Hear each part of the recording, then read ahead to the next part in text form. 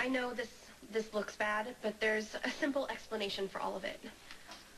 Okay, it's not really that simple, but it's not wrong either. I mean, it's just sex. Yes, Coop and I shouldn't have been hooking up in a supply closet while we're both on duty, but really, I'm just a volunteer. Maxie. I'm just saying, I mean, it was my idea, so if you're gonna punish Coop, you should discipline me too.